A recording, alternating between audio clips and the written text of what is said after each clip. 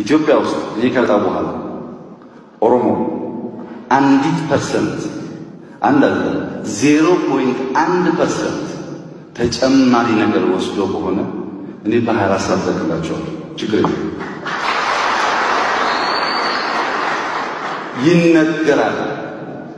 ትክክለኛውን ዳታ እዚህ ብናገር ነገ ደግሞ ችግር ሌላ ስለሚያመጣብኝ ግን እመኑ፣ ውሸት ነው። ሚኒስትር ዴኤታ አማራ በዘመን መካከል ባለፉት 30 ዓመታት አግኝቶ የማያውቀውን ነው ያገኘው እንጂ የተቀነሰበት የለም። በቁጥርም በጥራት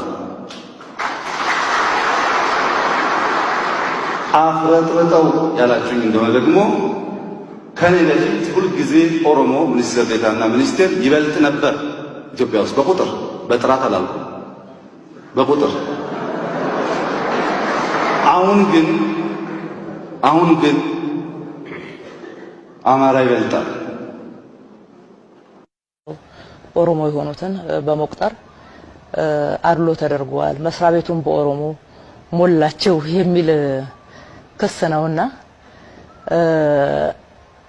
እንዲህ ወርጄ ቁጥር ባላነሳ ደስ ባለኝ ነበረ። ነገር ግን እየተነሳ ያለው በዚህ መልክ ስለሆነ ህዝብም የተድበሰበሰ እንዳይመስለው መረጃ ማግኘት ስላለበት ትንሽ መረጃ መስጠት እወዳለሁ።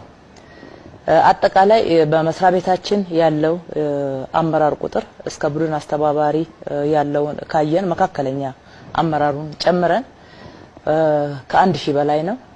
ከዚህ ውስጥ የኦሮሞ ቁጥር 26% ብቻ ነው። 26 እጅ ነው።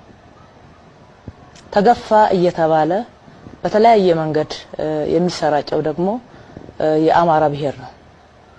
ከዚህ ውስጥ የአማራ ብሔር ቁጥር 41 እጅ ነው። የቱ ጋር ነው አድሎ የተደረገው? ሌሎችም ብሔር በዚህ ሰዓት ማንሳት አልፈልግም፣ ምክንያቱም በፉክክር መልክ በሚመስል መንገድ እየተነሳ ያለው በአማራና በኦሮሞ መካከል ስለሆነ ትክክል አይደለም ብዬ